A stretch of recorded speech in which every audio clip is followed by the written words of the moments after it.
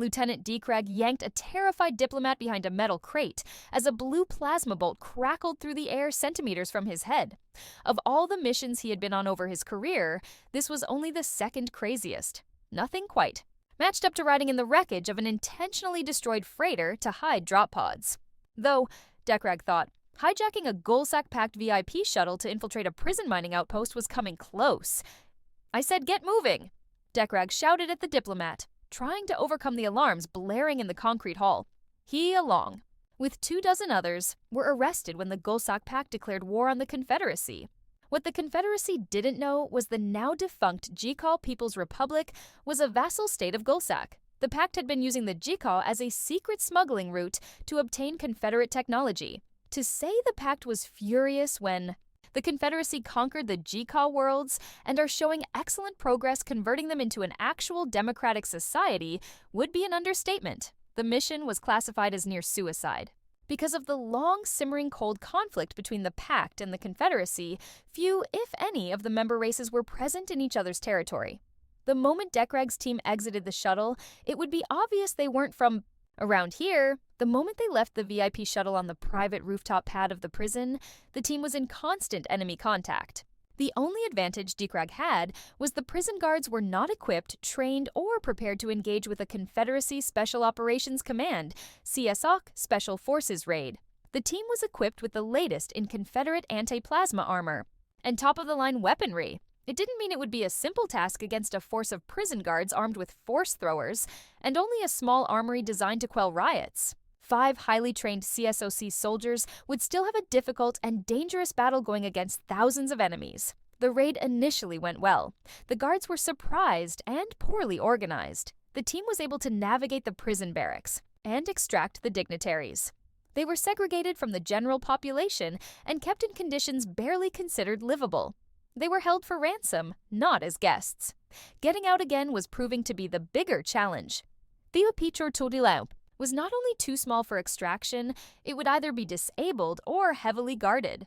The only briefing Decrag had was his extraction would be on the freight landing pads, and it would be marked with the human number 3. The whole operation smelled like a Confederacy Intelligence Services op. He hated it when CIS got involved since. They always kept crucial information close to the vest. "They're coming from the other direction," Specialist Saponis shouted. He was a member of the Felid Veru race. His gray and white striped ears were exposed when he lost his helmet to a stray plasma bolt. Decrag was happy with the team's newest member. Saponis was a fresh graduate of the training program, and this was his first mission. There weren't any easy missions to get a new CSOC soldier prepared for the realities of the command. New recruits were walking patrols in predictable engagements one day and thrown into crazy nonsense like this the next. The only way you know if you had what it takes was if you got home alive. "We can only hope Sergeant Fusili and the others were successful," Decrag shouted back as he blind-fired his plasma rifle around the corner. A scream from behind the metal crate was the only indication his attack hit a guard. Of all the various critical moments in the rescue operation, this was one of them. Decrag and Saponis were flanking 25 frightened diplomats in front of a large metal doorway. The doors were currently locked shut, and the only cover the group had was a pile of metal shipping containers recently delivered to the warehouse. Beyond the door was the freight pad where the expected extract was waiting. "Is it normal to take this long?" Saponis yelled back over the diplomats as he took shots around his corner of the containers. Decrag shrugged.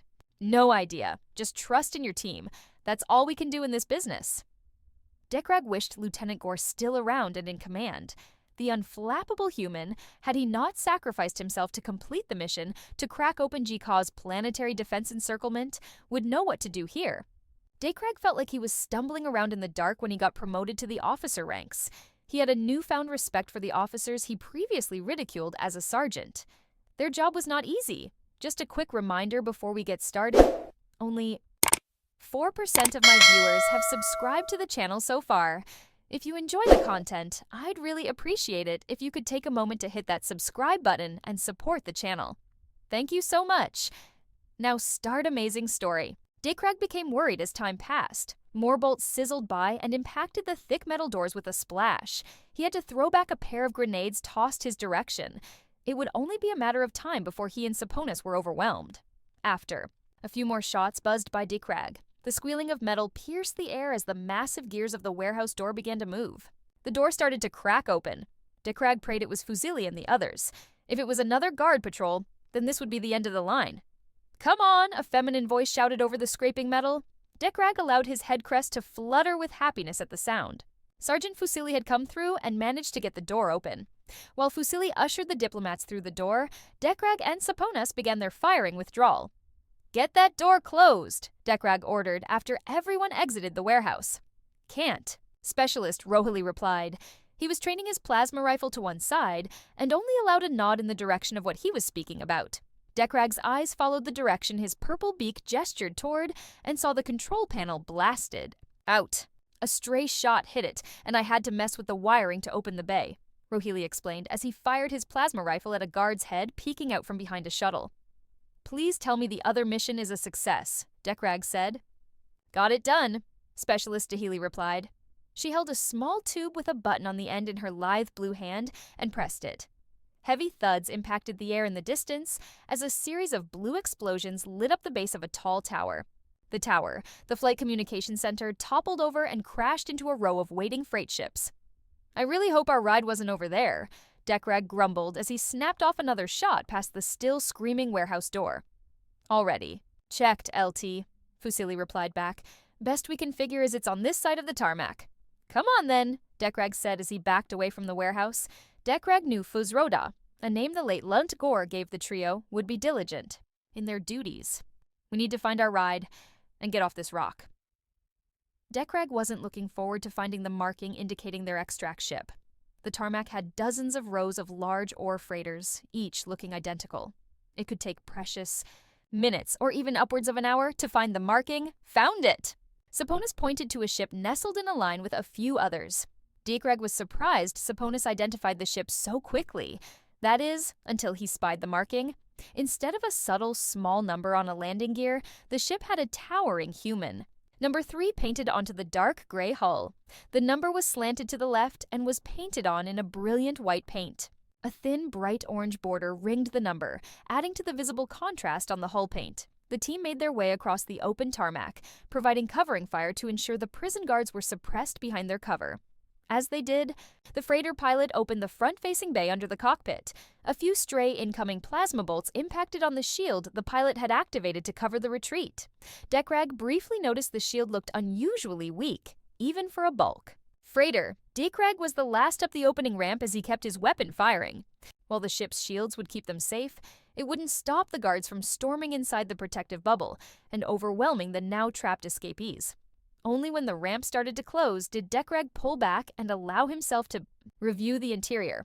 The freighter had a cavernous interior. Bolted to the floor along the vessel's center line were dozens of seats with straps. The walls had exposed wiring and pipes where the normal steel coverings had been removed. Decrag couldn't comprehend what the unusual array of wires and piping was for. The vessel had clearly been heavily modified. "Lieutenant Decrag?" A voice with a drawl that reminded Decrag of Lieutenant Gore sounded over the ship's speakers. "I'll need your team to ensure everyone is strapped down, and I'll need you up here in the cockpit." Decrag impressed the human aboard properly, pronounced his full name, nodded to his perplexed team. "You heard the man?" Decrag barked. Despite his order, he was equally confused by the statement. Decrag left his team to secure the frightened diplomats and took a small elevator up to the cockpit deck and entered the room. Seated in the pilot's seat was a human. He turned his seat and Decrag examined the man. He had cut brown hair on top of a face with sharp angular features. He had intense blue eyes that contrasted with the unusual friendly shape the wrinkles took around the edges on his skin. A thick bush of hair, called a mustache, graced his upper lip. The human had well-defined muscles and a surprisingly thick neck. He was someone Decrag wouldn't want to get into a fistfight with. Not only was he already a Deathworlder species, he had an impressive physique even for their species. The man's attire was unusual. He wore a brown leather jacket with sewn-on patches up and down the arms. Decrag recognized a few patches as human ship component manufacturers. He wasn't sure what the point of the uniform was. It was clearly another one of the odd CIS agent. "Behaviors." The human gestured to the co-pilot seat. "I'll need a hand. Strap in and let's blow this popsicle stand." Decrag did as instructed and snapped his harness tight over his chest. "What's with the belts? Ain't got an inertial dampener on this bucket?" the human replied as he flipped a number of switches. Mind getting the engines powered? Deckrag looked at his control panel. While it was heavily modified, he did find the engine start switch. He flipped it up and an indicator came to life. The power readings Deckrag saw on the panel were astronomical. His eyes went wide and he reached to depower the engines. "Hey, leave that be," the human said calmly as energy bolts thudded against the shield. "It's well beyond their limit," Deckrag shouted. "They'll blow if we try to take off." "Ape," small grin showed up on the human's face. "They'll be fine. I modified the engines myself. Mind turning dial number 1 all the way up?" Deckrag found the dial and turned it as far as it would go. "I don't understand. Why isn't there an inertial dampener?" "I had to work within the limits of a standard packed freighter power core," the human explained in a sedate drawl as he flipped more switches. "I needed to cut out weight and power draw to keep the engines purring. Inertial dampeners eat a lot of power." Now Deckrag understood why they had to be strapped in. Whenever the ship made any maneuvers, the occupants would be thrown around. "I surmise that's why the shield is acting weak, even for a freighter." "Got it in one," the human smiled. "I had to draw extra power. The shields will withstand. The infantry stuff, if they get something bigger or, God forbid, an interceptor, we'd be toast." As the human prepped for launch, the prison guards started to swarm the ship from across the tarmac. Deckrag spied one carrying a cutting torch. "We better get moving. Which dial is the anti-grav engine?" "Had to pull that one too," the human said. Deckrag's eyes went wide. "How do you intend to get us off the planet?" Instead of replying, the human only gave another smile. He flipped a switch to the ship's intercom and spoke. "Everyone, we're going to take off in a few seconds. I suggest you pucker your butts and hold on tight. It's going to be a rough ride." The human then turned to Deckrag. "I suggest you keep your back and head firmly against the seat." Deckrag was about to ask why when the human jammed his finger onto a button.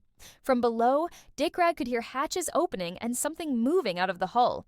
Then, outside the cockpit window, blue fire erupted from under the ship. The guards swarming the vessel were cooked in the flames. From outside the freighter hull, explosions rang out.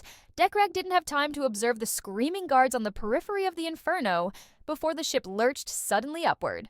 Just as the ship cleared the level of the nearby prison building, the human rammed the throttle forward and Deckrag was shoved backwards into his seat. The force Deckrag experienced was far worse than anything he had ever experienced in training or on actual missions. He gritted his teeth as his arms were held immobile into the cushioned chair. A dial on the modified display was rapidly counting up in human numbers. He could barely recall under the strain the numbers. It ticked up to 6.8, and next to it was the human letter G. The blue sky of the planet's atmosphere rapidly vanished into the blackness of space. Deckrag continued to grit his teeth as he barely twisted his eyes to look at the human pilot. Even the Death Worlder was showing strain under the force of acceleration. After a few minutes of intense agony, the human reached out and, demonstrating his strength, carefully pulled the throttle back. Deckrag watched the indicator tick back down to 0.7, which was still a difficult pull, but now manageable. "What in the void was that?" Deckrag shouted at the human. "That was what 4 Class F racing engines at 80% power can do," the human replied. His eyes were wide and he had a giant smile on his face. Deckrag was flabbergasted. This insane human was enjoying the thrust. "Isn't that excessive?" Deckrag growled as he rubbed a shoulder muscle. "Not if we wanted to get out of atmosphere before their anti-air activated or their in-atmosphere craft scrambled," the human replied. "Still, that's way too much," Deckrag snapped back. The human didn't respond and instead activated his spherical hologram sensor. He pointed at a number of pings. Deckrag recognized them. They were warp signatures.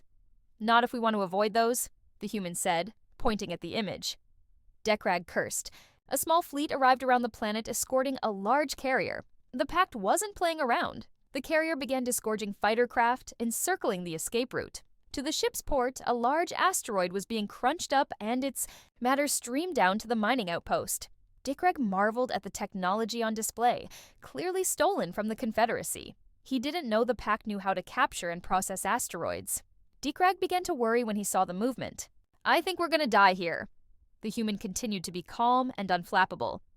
"We got about 20 minutes before they're on us. I'll have something by then." "How?" "We're still under the warp inhibitor," Deckrag replied. "Don't you worry none," the human replied. Just take your mind off things while I plan something. Deckrag turned and looked at the human. He was studying the sensor sphere with an easy look on his face. Who are you? The human responded. Oh, I'm just your run-of-the-mill smuggler. Deckrag blinked. A smuggler? In packed space? The human hummed in affirmation. I have contacts to move Confederacy tech into packed space. Anger flared into Deckrag's head. He pulled his sidearm and pointed it at the human. You've been selling Confederate tech to our enemies? I should kill you where you sit. Don't go jumping to conclusions, the human said, not looking over at Deckrag. Since my cover's blown anyway, this was all part of a CIS op. Ever wonder why the stuff the pack tries to copy from us never works properly? Deckrag kept his force pistol pointed at the human. Explain. A smile crept on the human's face. It's because I've been smuggling in defective parts. It's not obvious. Logic errors here, small mistakes there, key components missing, etc. The pact isn't too bright. They spend a lot of time and effort copying our tech since they don't have the institutions or know-how to develop their own. They have no idea if it's busted or not. Even better, they're known for being corrupt and cutting corners, so they end up assuming it's internal incompetence that causes it to fail. Deckrag lowered his pistol and belted out a laugh. You've been poisoning their R&D. Brilliant. I think we need introductions. What should I call you? Another smirk came from the human. You know CIS rules. Can't give you a name. I'm going to disappear again somewhere else after I drop you boys off. I can't call you human, Deckrag protested. It's rude, the human thought for a moment. Just call me Earnhardt. It was another strange human name. Good to meet you, Earnhardt. Earnhardt only gave a small smile back. The time passed quickly. 5 minutes out from contact, Earnhardt suddenly veered the ship toward the asteroid. What are you doing? Deckrag asked. Getting us a leg up, Earnhardt replied as he pushed the engines to 1G. Even with my modified engines, this is a big beast of a ship. Their fighters will have inertial dampeners and will outrun us in open space. Deckrag gritted his teeth under the force. I don't understand. Well, I think it's about time to introduce you to some good old-fashioned North Carolina. Rum running, Earnhardt said with a hint of excitement on his voice. The dial ticked up to 1.5G as Earnhardt accelerated further. Deckrag struggled under the pull. He felt his nerves rise when he realized Earnhardt was still aiming at the crushing facility. What are you doing? Gonna go through, Earnhardt replied. Are you crazy? Deckrag shouted. The gaps in the material are barely big enough to fit our ship, and there are thousands of kilometers of material to pass through. Earnhardt hummed in agreement, the force not impacting him yet. That's right. They can follow us through or go around. Either way, we'll use their own mining facility to escape. Deckrag's response was interrupted when Earnhardt juked the ship to the side. His eyes were intently following the spherical sensor, which he pulled in close to the ship. He moved the vessel out of the way of a streaking projectile one of the interceptors had fired. Deckrag watched the bolt of energy silently fly past the cockpit in the void before the time charge detonated it impotently a few kilometers away. Why are you flying so slow? Deckrag squeaked out. Gotta draw them in and make them think they can catch up, Earnhardt replied. Earnhardt subtly adjusted the acceleration down as he pivoted toward the stream of minerals flowing, down from the station to the planet below. The ship lurched again as the pilot deftly dodged out of the way of incoming fire. The freighter's modifications were clearly more than simple speed. The human had installed overcharged maneuvering. Thrusters as well.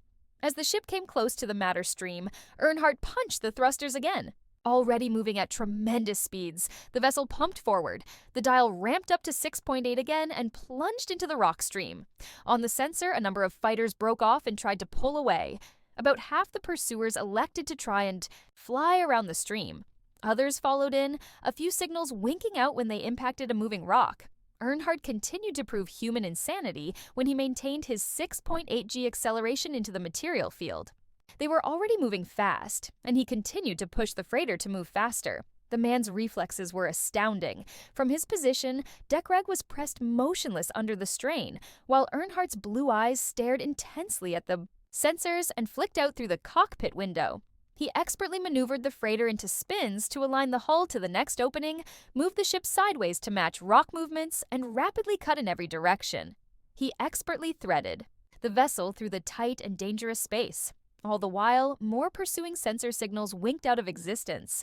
The enemy fighters, despite being smaller and more maneuverable, lacked the piloting expertise to successfully pull off the stunt. The spinning outside the cockpit window was beginning to make Deckrag feel nauseous. Up and down, already a challenge. In space, we're thrown in every direction. A particular close call had a chunk of iron move within meters of the cockpit window as Earnhardt spun the ship through an unusual curved path. Then, the ship was finally out of the field. No pursuers exited the death zone, while the ones attempting to move around were now far in the rear. A few more minutes of acceleration had the freighter beyond the warp inhibitor field, and they jumped out to FTL. The thrusters cut upon the jump, and the ship went into zero gravity. Once in FTL, Earnhardt signaled to Deckrag. Turn dial 2 until the indicator reads 0.33 G. Deckrag did as instructed, and he felt the comfortable weight descend upon him. "How did you learn to do that?" Earnhardt snorted. "Look up human auto sports." It was another cryptic response. From the human, who went silent for the remainder of the trip. After pulling into a military station, Deckrag assisted his team with escorting the diplomats off the freighter. While they were thankful for their rescue, the diplomats shared Deckrag's desire to get away from the insane human and his absurd high-gravity piloting. Finally, on the station deck and out of the ship, Deckrag turned to see Earnhardt in the bay. "Hey, Earnhardt, want to join us for a celebratory drink?" Earnhardt shrugged. "Sorry, Deckrag, duty calls." Earnhardt gave a small wave before his visage was obscured by the closing bay door. Shortly after, the crazy freighter with the big white and orange number 3 painted on the side pulled away and vanished into FTL. During the debrief, Deckrag tried to recommend a commendation for Earnhardt for the insane stunt he pulled. The general only responded by insisting he never heard of such a man. Yet another strange CIS game those spies like to play. Returning to his quarters, Deckrag decided to pull up his network access and search for human automotive racing. He had an array of different types to draw from. NASCAR, Le Mans, F1, Indy, and more. The one he ended up randomly selecting was off-road rally racing. Deckrag watched enthralled as wheeled vehicles whined loudly across dirt tracks barely wider than the car itself. The drivers precariously slid over loose gravel around tight turns, mere meters away from human attendants. The vehicles launched into the air and thudded hard under Earth's crushing gravity as they cleared hills. Other times, he saw the results of errors as the vehicles rolled and crushed into trees or down embankments. All the while, Deckrag could only think of one thing. He was happy the humans were on the side of the Confederacy. Now, start another tale. Quentin stared at himself in a full-body mirror as he adjusted his costume.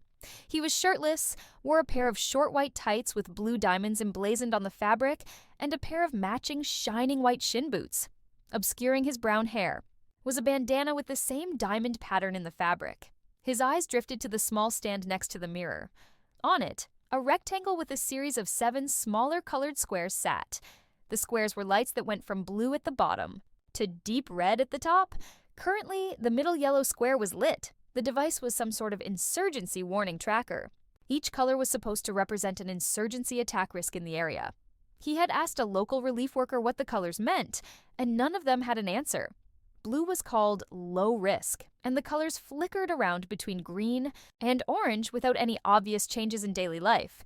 The only one that mattered, red, would be obvious since you'd be in it. There was still a risk, though.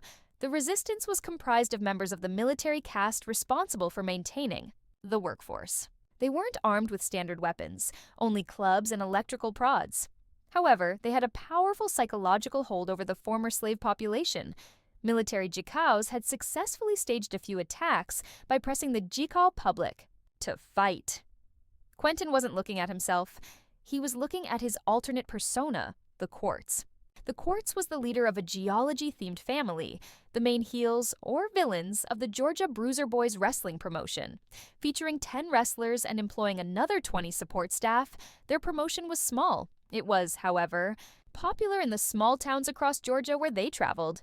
They were able to make a decent living, though they struggled to grow much given the competition of the larger national promotions. In the wake of the Jikal incursion war, the Confederacy had reached out to find entertainment outfits willing to provide a needed break in the dreary lives of the Jikals left behind. With 3 planets and thousands of villages to cover, entertainment was in short supply. The job paid extremely well, and Jimmy, the owner, hoped it would let them break out. At first, Quentin was excited. Not only would he show off Southern style, pro wrestling to a whole new world, he was able to practice new moves in the lighter gravity of the Jikaw world. Few of the residents of the galaxy were aware of the wonders of pro wrestling, since none of them could visit Earth due to the gravity. Today was their opening night, and Quentin's mood was drastically deflated. After a month of prep work, their first 4 undercard matches fell completely flat. Despite giving their best performances, the Jikaws and smattering of relief workers present didn't understand what was going on. The bombastic melodrama and acrobatic display that made Southern wrestling amazing flew right over their heads. The only reason the $1,000 strong audience stuck around was there was literally nothing else to do. Now it was time for the main card. He looked to his side and saw his opponent. There, standing before his own mirror in bright red tights and boots that contrasted well with his dark ebony skin, stood Reggie Freedom Boyd. His backstory was he was the head of a Freedom-themed family. Quartz and Freedom's families ended up in a feud generations back when Quartz's clan sold Freedom's clan a plot of land previously thought useless. Instead of scamming Freedom's clan, they discovered a diamond deposit, and the Quartz clan tried every dirty trick to get it back. Even long after the deposit ran dry, the feud remained. "Come on, Quentin," Reggie said in his charismatic stage voice. "That's not what a hardened villain is supposed to look like," Quentin sighed. "I know, Reg. It's just, I feel we're failing the promotion and, worse, failing pro wrestling out there." Reggie slapped Quentin on the back. "That's what we're for. It'll take a little time to get these folks into the show. We're the top of the card. It's up to us to show them the joy of wrestling." Quentin stared at himself again in the mirror. His mug, born to look like a wrestling heel, had a dour expression plastered on it. He took a deep breath and put on his best angry scowl. Staring back was now the perfect rendition of a rough backwoods redneck. "There we go," Reggie said, with a laugh. "When Freedom takes down the Quartz tonight, then they'll understand." "See you in the ring," Quentin said as he walked toward the exit of the dressing area. The moment he exited the room, he would follow the kayfabe to the letter. Quentin ceased to exist, and the criminal outlaw the Quartz took his place. The Quartz waited outside the flap leading into the main performance tent. He then heard his announcement. In the blue corner, standing 6'2", tall, weighing in at an Earth 225 lbs, the Quartz. The Quartz walked out, flexed, raised his arms, and gave a mighty roar. He was met by a muted rendition of his death metal theme and a walkway lined by sparklers used by children on the 4th of July. It was a sad entrance. During rehearsals, relief workers informed the promotion the bigger pyrotechnics and loud music was scaring the Jikaws. This led to lower volumes and the baby sparklers. Still, the Quartz maintained kayfabe. He mean-mugged the perplexed Jikaws and smattering of relief worker species. There were a few jeers coming from the crowd. Most of it was from backstage workers planted in the audience to help the other species understand the flow of pro wrestling. There was, however, one little boisterous group in the front row by the ring. 7 in number, they were happily jeering the Quartz as he entered the arena. The group was led by the relief kitchen cook from Louisiana, who had, over the course of the undercard matches, gotten his other kitchen crew companions excited about the event. Taking advantage of the low gravity, the Quartz leapt over the ropes and landed in the ring. He made sure to stomp for effect so the boards would rattle. It was necessary to offset the lower gravity and present his mass for the audience. He gave the referee a glare, who backed away in fear. The ref did a great job with his expression, as he flexed his thick biceps and scowled at the audience. The arena lights went out. His death metal song abruptly cut out and was replaced by an uplifting country rock song, also played at a low volume. A single spotlight illuminated the other entrance. A similar string of sparklers lit, and the announcer's voice filled the room. And in the red corner, our hero, standing 6'4" and weighing in at 240 Earth lbs. The one, the only, Freedom.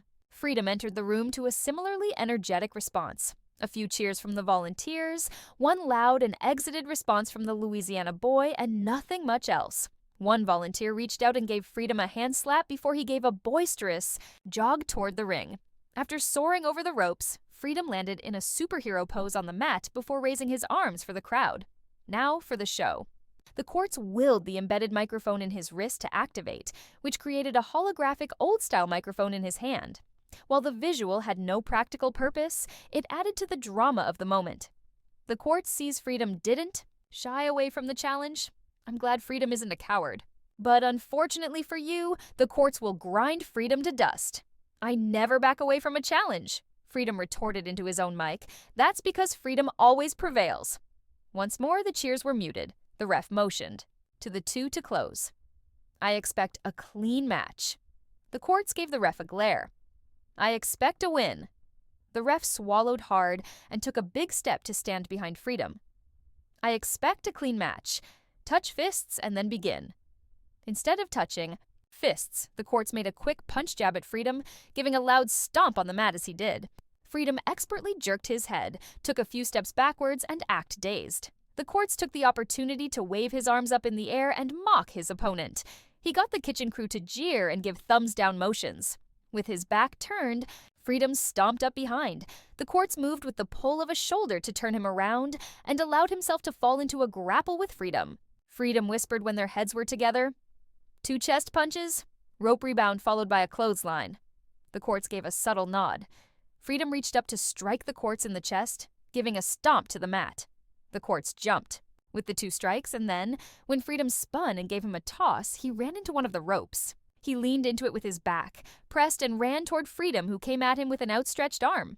At the point of contact, the courts jumped back and landed on the mat face up. He writhed on the ground for effect. Freedom walked up and leaned down to grip the courts' hair through his bandana. Then a loud shout echoed from one of the walkways. Peering over, the court saw 24 Jickas marching into the room. They held metal electrical prods and wore dirty gray uniforms like they'd been hiding out in the marshes. "What is this?" Freedom whispered into the court's ear. "Damn, Jimmy is doing it again," the courts replied. The owner had a habit of throwing surprises at his people while performing. He expected them to improvise around the event. Looks like he convinced a few locals to play pretend solider. They're gonna take my side. Let me handle this. Reverse knee kick and roll. Away. Freedom nodded, and the courts reached his knee back to hit Freedom in the head, who expertly rolled with the strike. The courts rolled back and stood. As he did, 10 of the uniformed Jickas filtered into the ring. One of them shouted loud, "Slaves! You have disrespected the great leader. It is time to mend your ways and rise up against the occupiers." The crowd began to mumble and worry. The courts held back a smile. Finally, Jimmy started to get them into the act. Pulling up his microphone, he spoke. "That's right," the chorus. "Hired these soldiers to get my final revenge. Freedom's clan will rue the day they disrespected mine." The soldiers paused and looked confused at the display. The courts realized they were just there as part of the background and wouldn't participate in the match. He marched up to Freedom and they went into a grapple again. Freedom said, "Hammer fist, cross chop, then a big boot." The courts pulled with the hits and staggered back into the Jickas with the big boot. When he got there, one of the Jickas reached out with his prod and zapped the courts on his exposed thigh. He went down to a knee and whispered, "Hey, you're not supposed to participate in this." The Jicka screamed loud. "Slaves will not disobey their masters." The courts suddenly felt something was wrong. He peered over at Jimmy at his table and saw the man had worry on his face. It became apparent it was not part of the act when he raised the warning disc up to show the red light was illuminated. This wasn't part of the show. This was a real Jicka insurgent raid. Thinking quickly, the courts realized Jimmy didn't sound the alarm because either there would be a stampede to escape, or the Jicka military remnants would successfully convince the former slaves to attack the relief workers. As long as the Jickas in the audience believed it was part of the show, they'd be able to hold out until rescue arrived. The courts, feeling the duress, suddenly felt himself slip deeper into the kayfabe. He stood and activated his mic once more. "Traitors, is this how you repay my kindness? What is your goal?" the Jicka leader shouted once more. "We will retake the world for the glory of the People's Republic. You shall submit to our might." The courts took the opportunity to step next to Freedom and whisper, "This is real. They're actual soldiers. We need to stay in character to keep the crowd from panicking." Freedom tensed. "What? It's real?" "Yes," the courts whispered. "We have to keep them occupied." "How?" Freedom replied, barely keeping his kayfabe intact. The courts looked at Freedom's physique and then down at his own. Wrestling may have been faked in terms of the outcomes, but the strength and dexterity required to perform was very real. Kicks and punches would cause serious damage if the other wrestler didn't properly roll with the strike. Then the Quartz also realized humans were absolute monsters, and the pair of them were even more so. "How about we show these folks that wrestling is real?" the Quartz whispered. Freedom, under similar duress, fell deep into his own kayfabe as well. He smiled. "Take the lead." The Quartz paced to the other end of the ring behind the Jikaws. Other Jikaws around the floor began to move toward the audience while more streamed in from the main entrance. "It seems the Quartz made a mistake. I don't want to see the world ruined any more than you do. The Quartz proposes a truce while we take out the trash." "I accept. For today, Freedom and the Quartz are allies," Freedom replied. He then rushed up to one of the Jikaws placed between him and the Quartz and landed a vicious dropkick. Unprepared, the Jikaw's bones audibly snapped as he was forced backward toward the Quartz. The Quartz took the opportunity to hit the staggered Jikaw in the back with a clothesline to the neck, crushing the vertebrae and sending the body limply to the ground. Quickly pulling the ref over in the moment of shock, the Quartz whispered, "This is real. Get backstage and find the other guys. We're having a good old-fashioned team-up." The surprised ref nodded and jumped out of the ring before sprinting back toward the dressing rooms. Then pandemonium broke loose. The Quartz used the ropes to build up some speed and jumped into the mass of Jikaw with a double flying lariat. The two opponents crumpled under his mass and powerful strike. Taking the final moments of surprise, he picked up another Jikaw, noticed how light the body felt, flipped him upside down, and delivered a devastating brainbuster right into the mat. Peering over at Freedom, he had pasted one into a turnbuckle with a front kick and was about to backbreak another over his knee. The Quartz training kicked in as he went to work. His instincts refused to break kayfabe, and he maneuvered through his repertoire of moves. He took out two more Jikaws with a dropkick, bulldog combo, leaving the pair limp on the mat. When Moore tried to enter the ring, he picked up a body and overhead threw it at one, sending him back. The Quartz felt a sting from a prod as it hit him in the back. He responded with a spinning back elbow that crashed into the Jikaw's temple. He grabbed another in a fireman carry and gave it a spinning slam over the ropes where the Jikaw crashed through a stunt table. He sent one of his buddies tumbling over the ropes with a throw. With the ring now cleared, the Quartz started to move to the floor. Grabbing the next one that tried to enter the ring, he engaged in the dangerous Death Valley Driver. It was something his promotion didn't do since it was a high-risk move that could injure the opponent. Here, the Quartz was banking on it. The move smashed the Jikaw and the concrete footer poured under the ring. The members of the Quartz and Freedom Clan streamed in as 8 more wrestlers joined the fray. The room became a display of just about every wrestling move ever invented. Jikaw fell to moonsault drops, diving stomps, flying guillotines, and double clotheslines. All the while, the Jikaws were limited to poking very angry, very large humans with underpowered cattle prods. The Jikaws proved their military caste fanaticism as they fought to the last. Looking into the ring, the Quartz saw the last Jikaw, sneaking up behind an exhausted Freedom with a piece of broken wood held like a dagger. The Quartz jumped up on the turnbuckle and performed a 360-degree flying elbow drop right into the Jikaw's spine, ending him. Then it was over. Over 100 Jikaw bodies littered the arena and ring along with 10 tired and slightly electrical, singed wrestlers. True to the kayfabe, the two factions moved to opposite sides of the arena and celebrated among themselves. The Quartz looked at Freedom and nodded. Freedom activated his mic. "I see even behind your villainous veneer. An honorable Manlis. You aren't the coward I took you for, Freedom," the Quartz responded. The two closed in, and with a whisper, the Quartz said, "Fake handshake punch." Freedom nodded. As they went to shake hands, the Quartz darted out a strike that Freedom rolled with. He scowled and opened his mic once more. "Ah, the villain returns. Shame on me for believing you mended your ways." The hit caused the two factions to both enter the ring. The Freedom Clan feigned holding Freedom back from getting into the fracas. The Quartz replied, "It was only a temporary truce. I'll be sure to embarrass you fully in our match tomorrow." As they put on the performance, a cheer began to rise from the crowd. The Jikaws and relief workers were clapping and whistling. Whether they successfully sold the performance or knew the reality of what happened, it didn't matter. The Jikaws looked happy, and that was enough for the Quartz. As the two factions finished their bickering in the ring, perplexed Confederate soldiers filtered into the arena. They were expecting to fight against an insurgency group and ended up becoming the cleaning crew. While the cheering wasn't as boisterous as he was used to back home, the Quartz knew the audience was happy. They'd spread stories about the wrestling promotion, and he suspected The next show in 3 days would have a livelier crowd. They couldn't repeat the performance, though the courts didn't want to. In a few moments, the courts and freedom would become Quentin and Reggie once more in the safety of the dressing room. Then, they could unwind the stress of having gone through a potentially life-threatening situation.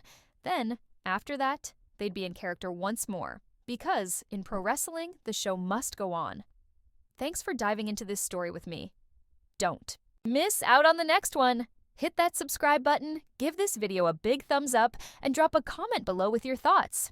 I'd love to hear what you think.